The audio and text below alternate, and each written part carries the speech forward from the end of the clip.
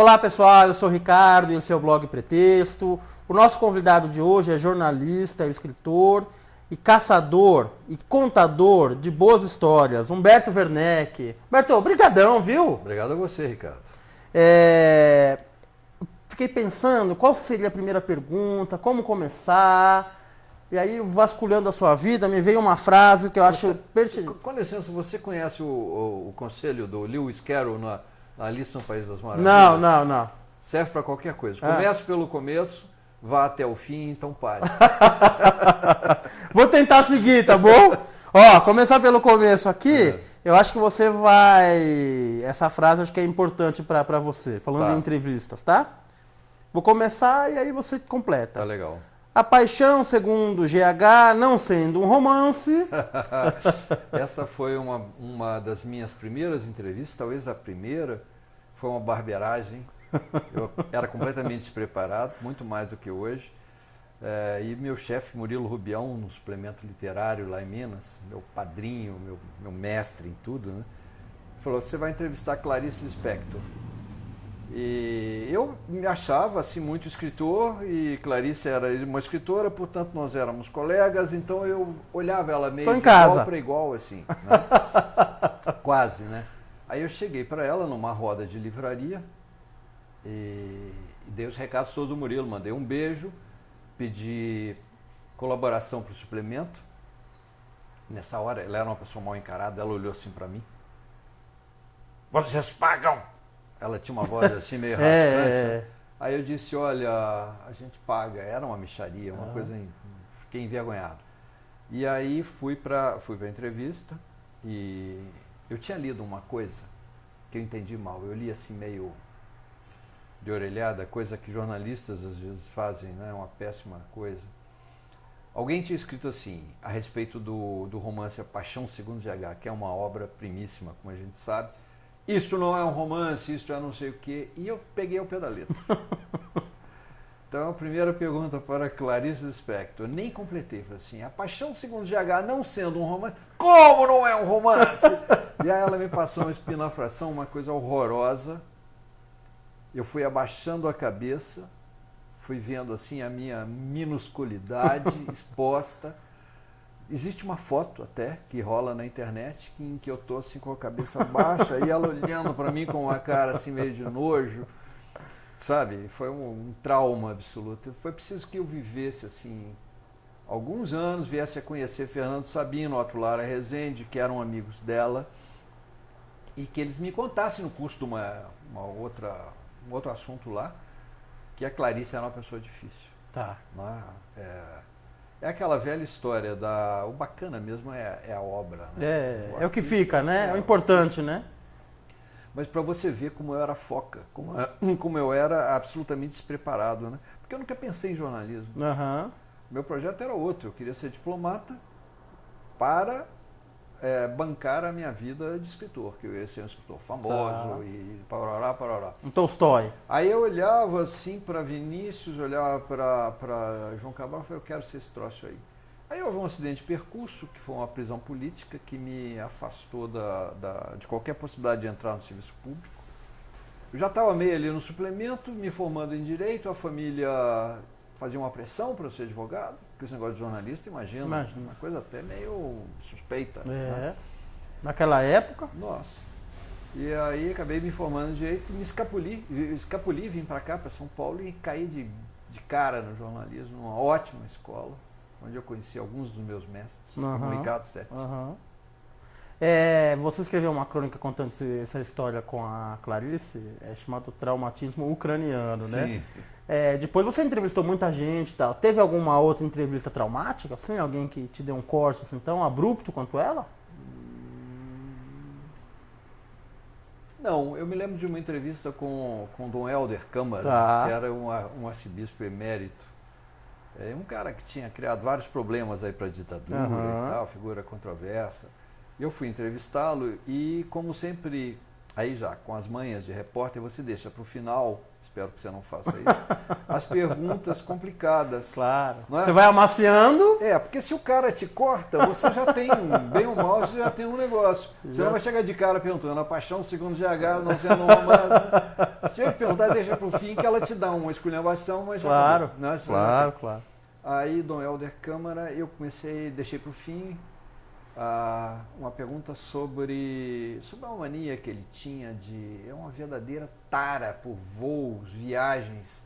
Ele não podia ver um avião que ele entrava, parecia Roberto Carlos com navio, né? Tá. Aí deixei para o final porque era uma coisa meio... espinhosa. Isso era objeto de críticas da direita contra ele e tal.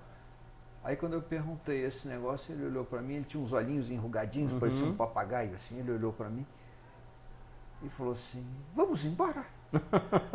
Estávamos os dois sozinhos na casa dele, quer dizer, claro que era comigo, né?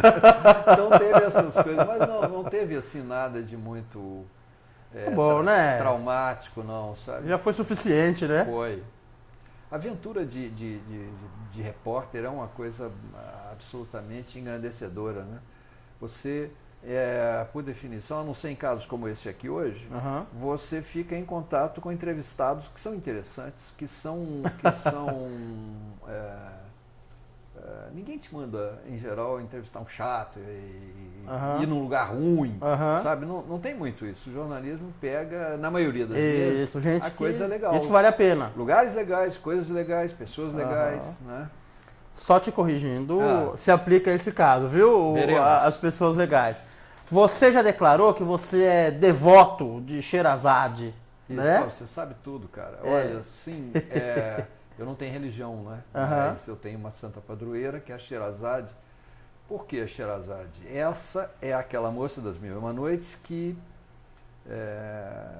pela força e pelo encantamento do seu papo, da sua conversa, ela seduziu o sultão de tal forma que ele não só ficou ali ouvindo durante 1001 noites, como não mandou cortar o pescoço dela, como tinha feito com outras. Salvou a vida dela. Eu acho que quem escreve, eu tiro daí a grande arte, o romance, a grande poesia, né? Mas quem escreve outras coisas é para ser lido. E se você quer ser lido, você tem que seduzir. É muito difícil alguém te ler. É verdade. É dificílimo. Dificílimo. Não é? Eu, quando encontro um leitor, eu tenho vontade de ajoelhar nos pés ali, porque é raríssimo. Não é? Você já encontrou alguém lendo um livro seu? Assim? Já. Aí deve ser espetacular, né? Outro dia no aeroporto, eu sentei ao lado de uma pessoa, ela enfiou a mão na pasta e tirou um livro meu. Esse mais recente, Sonhos Rebobinados, e começou a folhear, e eu fiquei com o coração sobressaltado. Puxa vida. Se esse cara dissesse assim, enfiar o negócio naquele... Torcendo para ele ler até o fim da viagem, né? Assim, será que eu vou acabar naquela bolsa que tem recomendações para o passageiro, né? O saco de vômito, aquelas coisas... Né? Ô, Werneck, tem uma história, você deve conhecer, mas eu lembrei agora. Isso nos anos 50 ou 60, acho que 50. O Coni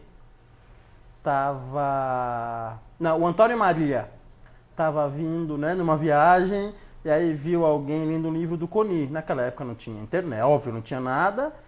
E o Antônio Maria se passou pelo Coni.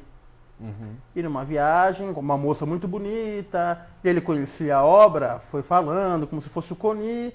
Enfim, sedutor que foi, levou a moça depois para um lugar isolado. Aí no dia seguinte, o Antônio Maria encontrou o Coni, contou a história e falou, olha, ontem encontrei uma moça, me passei por você, só tenho que te dar uma informação, você broxou. Sensacional, né? É sensacional. Mas voltando a falar da Sherazade, que técnicas, eu não sei se é técnica, mas o que você usa para não ser decapitado pelo leitor? Olha, eu vou fazer primeiro uma confissão assim, inconfessável. Né?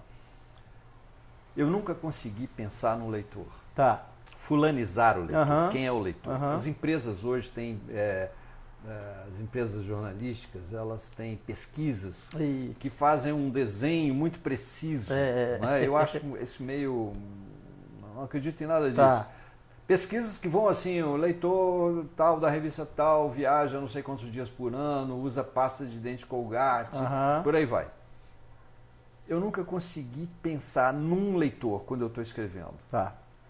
Eu me guio pelo seguinte, eu acho que eu serei, se alguém ouvir isso numa faculdade de jornalismo, vou ser condenado, crucificado. Eu procuro escrever alguma coisa que eu gostasse de ler. Isso. Porque como eu não conheço o leitor, nós somos 5 numa sala, digamos. Somos 5 leitores diferentes. Para qual deles eu vou escrever? Exatamente. Então, nunca fui demitido por alguma coisa que eu tenha escrito. Não é? Talvez até devesse, mas não fui. Então eu sou levado a achar que esse critério não é mau. Se eu gosto, não é se gostar narcisista, nada disso não. Sim. Se eu faço uma coisa que me dá um certo prazer de ler, se eu procuro manter o leitor cativo, como a Sherazade fez lá com aquele sultão, eu acho que eu tenho uma probabilidade grande de que a pessoa me acompanhe até o final. Eu me lembro uma ocasião, quando eu, na minha segunda encarnação na Veja, e caiu nas minhas mãos lá uma coisa que até não era para cair, uma pesquisa que acompanhava a leitura de determinados textos. Quantos por cento começaram, quantos por cento terminaram. E me chamou muito a atenção e foi muito útil para mim observar que em alguns momentos havia uma queda muito brusca nesse percentual. Caía, sei lá, de 48 para 26. O que é que houve? Aí, se você fosse examinar, havia no relato ali alguma coisa, havia uma brecha através da qual o leitor ia embora. Então eu procuro não deixar brecha, mesmo mudando de assunto, passando de uma coisa para outra, você mantém o leitor falando, não, Ricardo, fica aqui, vai embora, não vai embora, Lucas, olha, leia, vamos comigo até o fim. Né? Eu acho que é isso. Porque se alguém abandona um texto que eu escrevi, eu acho que essa pessoa me decapitou. Na nossa relação, foi inútil eu ter escrito. Olha, você vai continuar com a cabeça firme durante um bom tempo, viu? Tem um livro que você escreveu, Pai dos Burros, que é uma reunião de lugares comuns, né, de frases feitas. Eu vou ler um texto agora, não é seu, tá? É um texto que chama Molho de Chavões. Diz assim, era uma vez um texto cheio de clichês. O autor tentou ser mais criativo, mas choveu no molhado. Como o mundo dá voltas, ele que sempre quis ser original apelou para o comum. Vou pular um pouquinho. O autor até pensou em ser arrojado, mas não quis colocar os carros na frente dos bois. Um escritor experiente lhe aconselhou a radicalizar, ser ousado. Mas se o conselho fosse bom, não era dado, era vendido. Queria finalizar o texto com chave de ouro, mas não pensou em nada brilhante. Nem tudo são flores, mas bola pra frente. Quem espera sempre alcança. É o Molho de Chavões. Bom texto, né? É meu. Muito bom. Muito obrigado. Humberto, que chavões? Esse livro parece que daria para ser atualizado com frequência, né? Ele vai ser atualizado, agora sai em agosto, sai uma edição nova que tem, talvez, eu não contei, o editor está lá vendo isso, tem cerca de 1000 novos chavões. Quer dizer, o Brasil, além do petróleo, do pré-sal, essas coisas, o Brasil é um grande produtor de clichês em lugares comuns, frases feitas. Esse livro é um livro involuntário. Não é aquele livro que você pensa assim, eu vou sentar e fazer um livro. Eu comecei, isso tem mais de 40 anos, a anotar umas coisas que eu lia na imprensa, porque eu achava assim, se você quer comunicar uma coisa, sobretudo uma novidade, que é a matéria-prima da imprensa, né, você não vai se valer de uma linguagem gasta.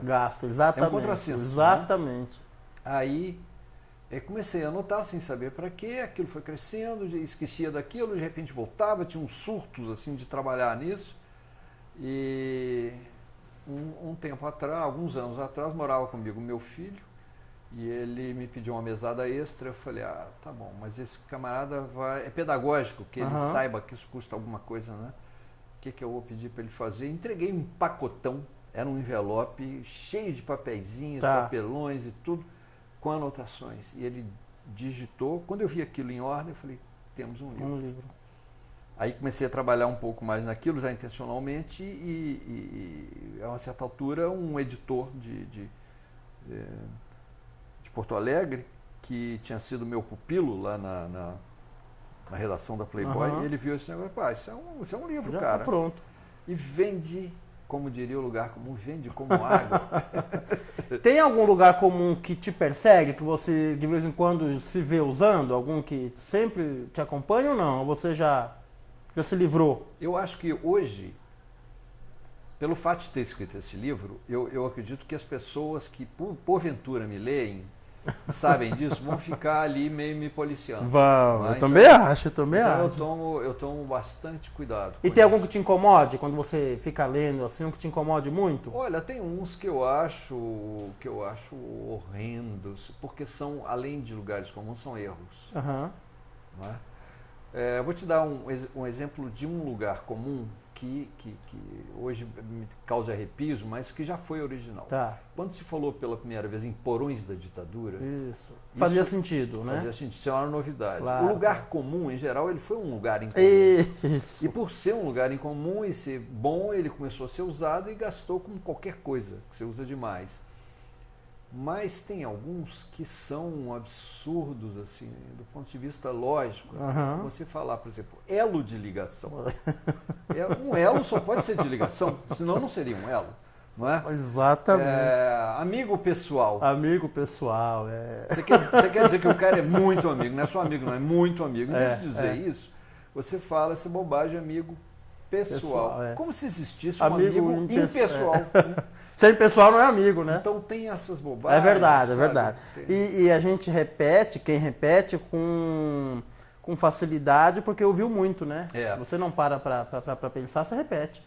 Agora, sabe que eu sempre tomo cuidado de lembrar que eu não sou um policial da linguagem. Isso. Eu sou um trabalhador da linguagem eficiente.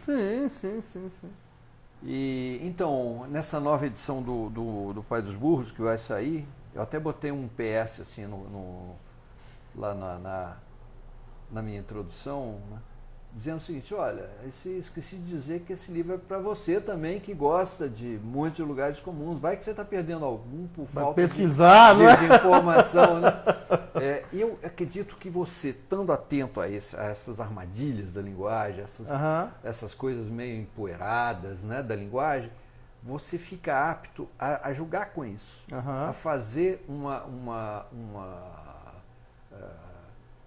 você dá uma quebrada no negócio, né? A males que vem para bem é um lugar comum. Se você disser que a males que vem para mal, já mudou. Você destronca e você injeta um outro negócio. Coincidentemente, eu terminei hoje de manhã uma crônica sobre exatamente a inundação de livros na minha casa e tal, e que eu vou pegar e eu vou doar esses livros, mesmo alguns livros que eu gosto. Na hora de fazer o título, eu gosto muito de brincar com palavras. Eu botei um título assim: doa a quem doar. Ótimo, ótimo. Sabe, você puxa então, você destronca um pouco o negócio. Se você estiver procurando para quem doar, depois eu te passo um certo. Cara que vai gostar muito, viu? Tá certo. Tem uma expressão hoje que é muito gasta também, que também acho que deve ter tido a sua utilidade nas primeiras vezes, que é zona de conforto. Zona de conforto. Que entrou na nova edição do... essa tem, e é interessante porque quem usa essa expressão geralmente está combatendo, né? Fala para a pessoa sair da zona de conforto. Mas ela não sai nem da zona de conforto linguístico, né? Mas eu acho que tudo que é muito automático, quando a gente escreve, aí não me refiro só ao lugar comum, não. Tudo que vem muito automaticamente, a gente tem que desconfiar. Exatamente. Se foi fácil demais... Isso, exatamente. O João Cabral tem alguns poemas sobre escrever que eu acho que deveriam ser dados em escola, assim, para as pessoas saberem. E tem um poema em que ele fala, tem um verso que ele usa aquelas palavras duras, né, mas que tem um significado, ele diz assim: nem deve a voz ter diarreia. Exatamente. Sabe, essa coisa diarreica, essa coisa solta. Isso. E um cronista que saiu um pouco de moda, infelizmente, já falecido, que é o Zé Carlinhos Oliveira, um capixaba, que fez a carreira no Rio, no Jornal do Brasil. Ele tem um recadinho em duas pequenas frases que eu sempre tenho na memória. Palavra é sangue, não se derramar. Qualquer derramamento, qualquer hemorragia, eu acho que tem um custo, né?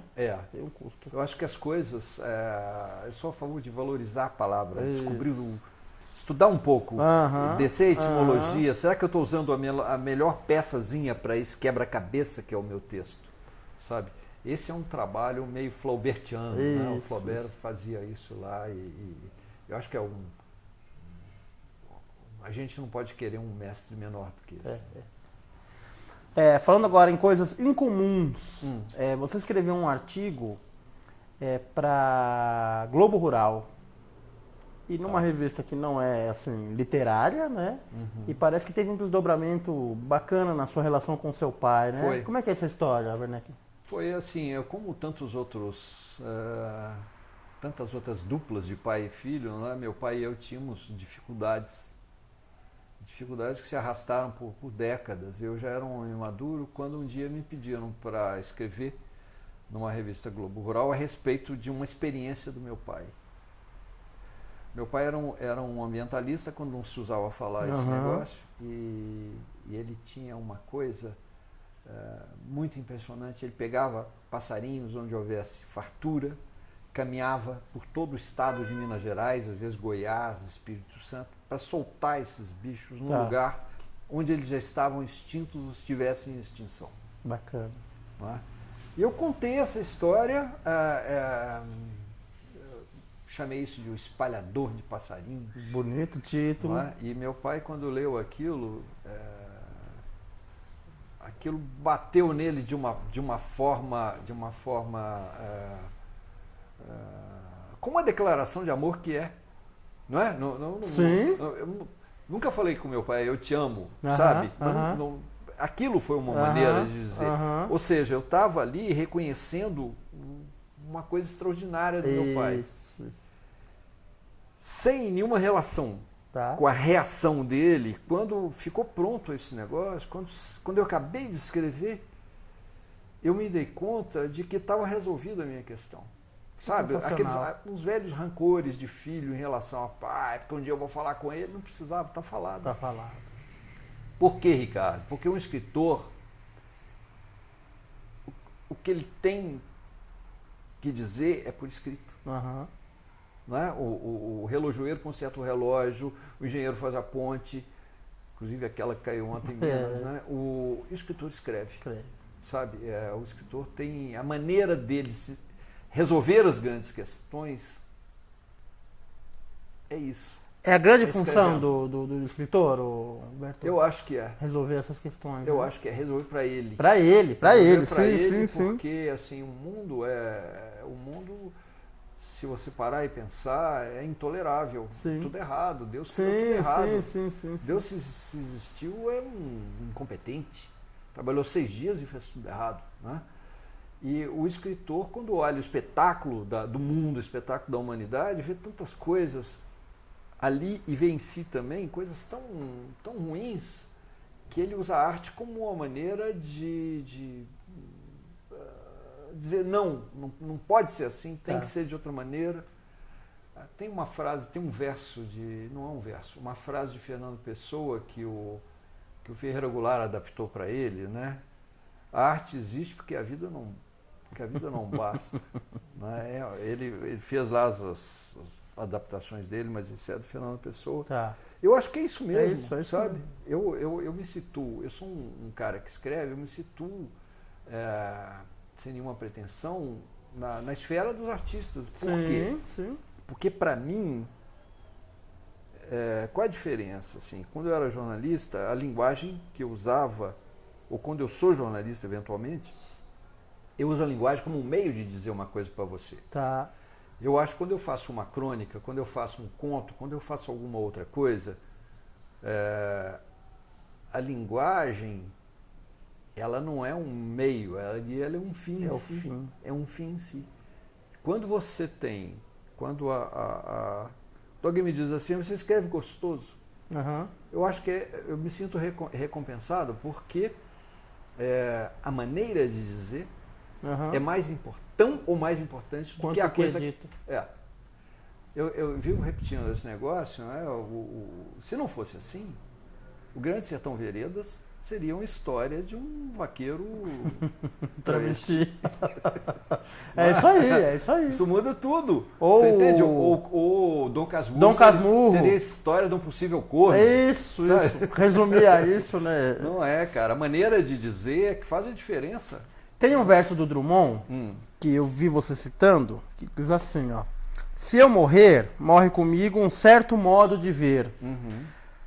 O seu modo de ver de cronista é diferente do modo de ver de jornalista? É, completamente. Completamente. Até porque, pela natureza mesmo do jornalismo e por um pouco de perversão da ideia do jornalismo, o que se busca no jornalismo é uma visão muito asséptica, muito impessoal, muito... A tal busca da objetividade jamais alcançada, eu acho que ela é imperiosa e tal, mas isso leva, às vezes, o cara a se esconder por trás da matéria.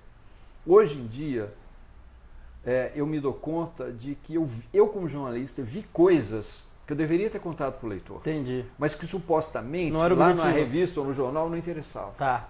Eu tenho escrito várias crônicas daquela... eu solto os bastidores, sei lá, alguma coisa com Drummond, uma coisa com Nelson Rodrigues, com Saramago, com não sei quem, com Chico Buarque. Isso. Né? Então, já como cronista, eu estou de posse do meu olhar. Claro. Eu acho que o meu olhar é que pode eventualmente tornar interessante, não porque ele seja um olhar privilegiado, mas porque é o meu. É o seu.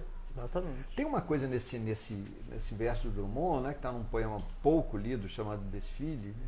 Se eu morrer, morre comigo um certo modo de ver, que é, assim, o que a gente conclui disso é que o seu modo de ver, ele é uma coisa que te singulariza radicalmente. Não tem ninguém que tenha o seu modo de ver, não teve e nem terá. Não tem substituto. Se você tem essa coisa... E eu estou falando aí de bilhões de pessoas que já passaram pela face da Terra. Não é que você seja especial, mas é o seu modo de ver. Você vai abrir mão exatamente disso? Hoje eu acho que os jornalistas deveriam pensar nisso. Tá. Sabe? Se vendeu para os jornalistas a ideia de que você tinha a grande virtude de você fazer igual. Fazer ser invisível. Mundo e tal. Aí você lia a revista Veja, parecia que tinha sido escrita por uma pessoa só. Não é um Roberto Tivita, assim, que escreveu tudo. Eu acho isso um suicídio. Isso é uma coisa legal para o dono. Que se você não agrada por alguma razão, ele tira você e bota um outro você igualzinho. Exatamente. Eu acho que a pessoa tem que investir na exploração radical do que ela tem de melhor. E o que ela tem de melhor? O seu olho, o seu olhar. Sensacional. Você fez uma reportagem biográfica sobre o Chico Buarque, né? Ele está completando 70 anos. Sua visão sobre ele continua a mesma de quando você fez a reportagem? Você acrescentaria alguma coisa hoje? Bom, essa reportagem biográfica, que é de 89, foi refeita em 2005, 2006, né? E radicalmente refeita, porque ela cresceu 75%. Ela é uma versão autorizada.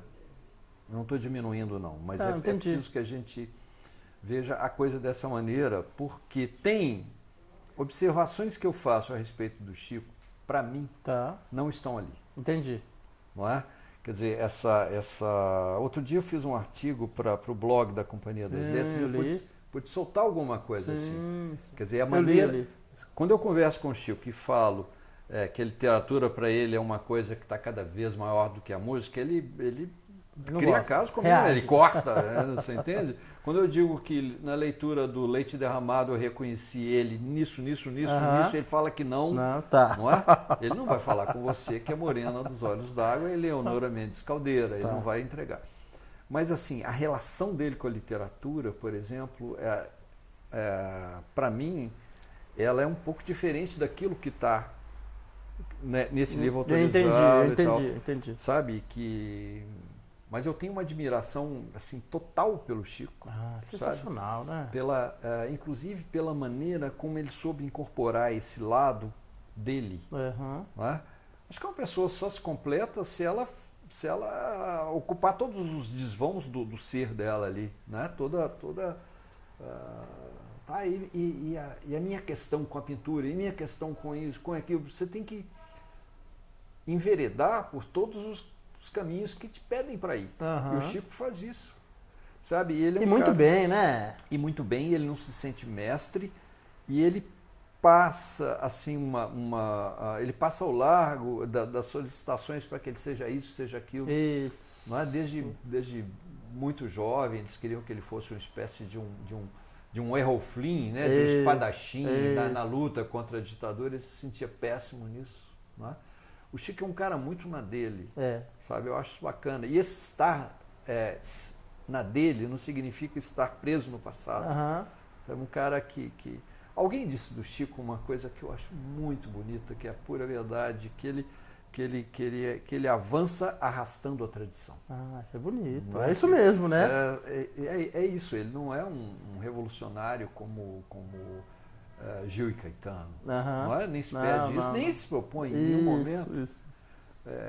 E ele tem a sabedoria de não ficar macaqueando ninguém. Nada. Ele senta e faz o que ele deve fazer.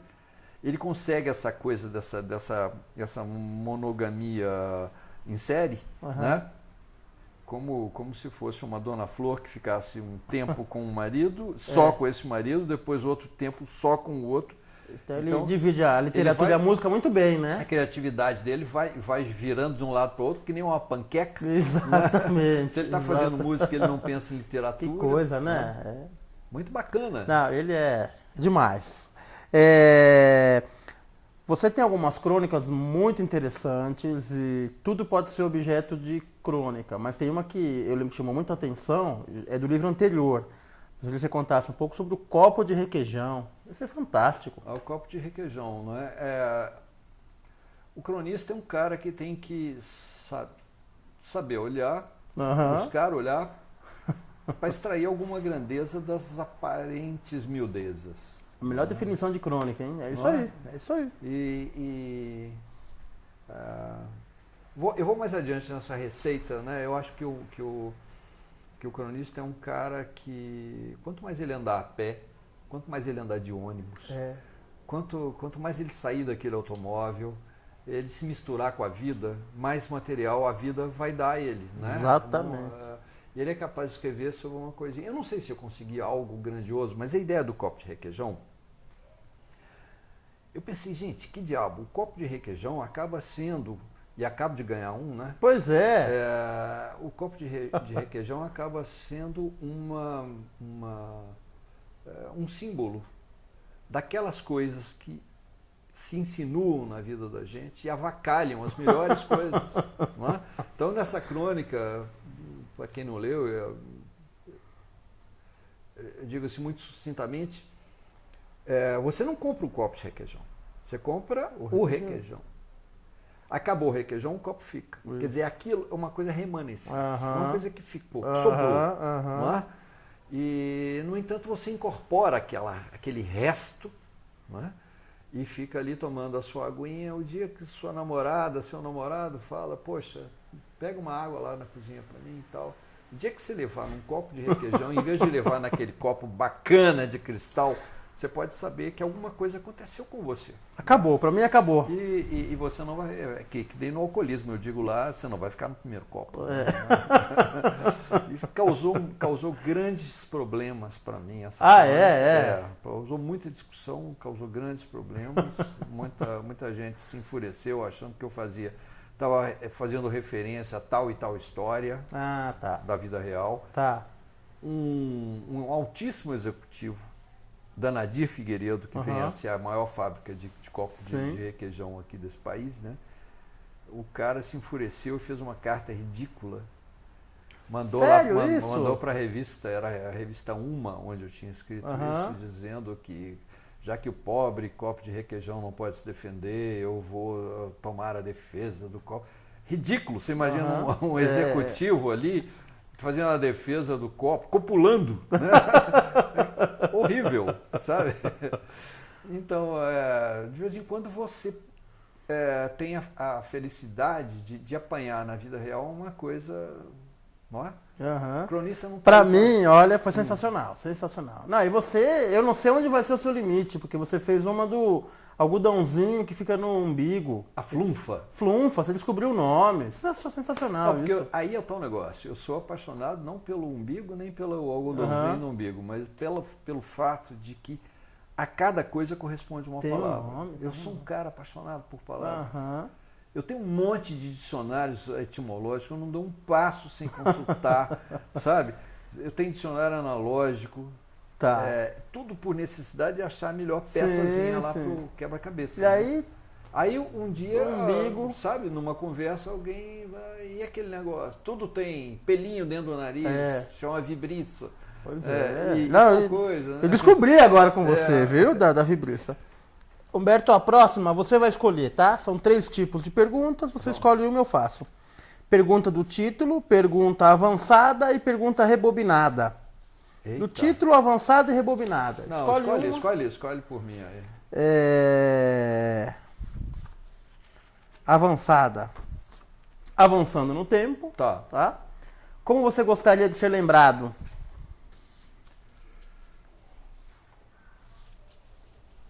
Gostaria de ser lembrado como alguém que, bem ou mal, manteve vivo o interesse e a paixão pela palavra e pela literatura.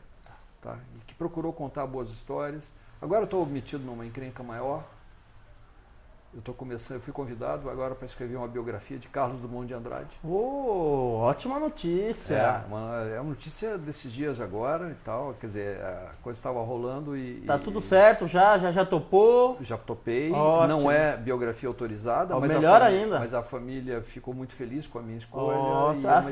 Uma editora grande que vai me dar os meios de fazer isso. Nossa, então, que assim, bacana.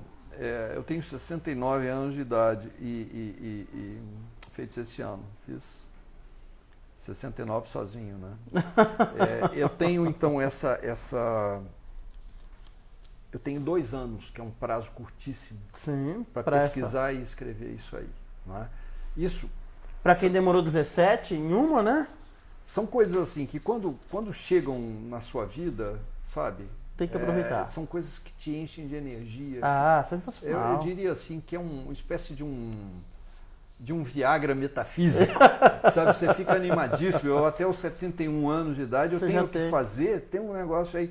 Eu gostaria de, sim, já que você perguntou como eu gostaria de ser lembrado, se eu pudesse ser lembrado um dia por ter feito uma boa biografia do maior poeta brasileiro de todos os tempos, e mais do que isso, para mim, né, não é só o maior poeta brasileiro, não, é o meu poeta. Tá. É um cara que eu leio desde a puberdade. Tá. E é um cara cuja poesia me socorre nas circunstâncias miúdas da minha vida e grandes da minha vida. Não é? De vez em quando, diante de um fato de uma pessoa, me vem não ser feliz, tudo explica. Ou tantos outros, sabe, que pode uma criatura, senão entre criaturas, amar. E Drummond é um cara que falou por mim as coisas que eu não dou conta de falar. Sensacional. Então, se eu conseguir contar a história desse homem, que eu tive a fortuna de conhecer Drummond. Sim. Entrevistou. Eu fiz a única, pequenos orgulhos, hein? Eu fiz a única capa de publicação grande, revista importante no Brasil, com Drummond em vida. Sensacional. Eu entrevistei Drummond para Isto É depois. Eu fiz na Veja essa capa.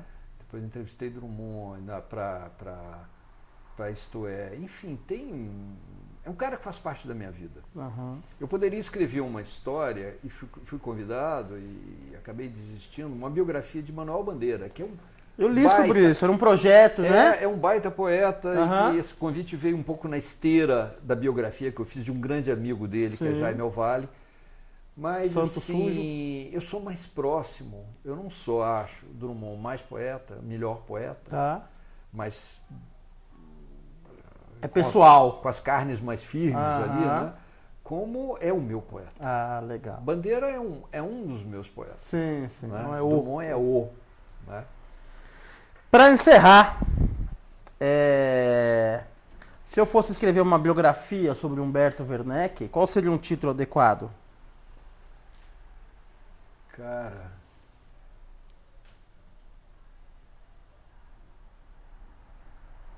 Bom, eu escrevi o Desatino da Rapaziada, né? Poderia ser um ex-rapaz desatinado. Um ex-rapaz desatinado. Alguma coisa assim. Conversei aqui com muito prazer com um ex-rapaz desatinado. Humberto Werneck, eu devo confessar que eu conheci você tardiamente, mas nem por isso é menos intenso, viu? Os seus textos são espetaculares. Te conhecer hoje foi uma felicidade, viu? Das coisas boas que ter um blog proporciona eu poder te conhecer aqui, daria para fazer uma entrevista com o dobro do tempo. Pois é, agora se você passar a faca aí nesse assado que foi a nossa conversa, talvez sobra um pouquinho de carne, mas tem muita pelanca e muito osso. Nada, o banquete foi completo. E aí eu vou me convidar para... Quando a biografia do Drummond ficar pronta, a gente voltar a se conversar. Tá certo. Tá bom? Tá ótimo. Muito obrigado, viu? Obrigado a você. Prazer enorme. E a gente fica por aqui e volta em breve com mais um bate-papo no Pretexto. Até mais.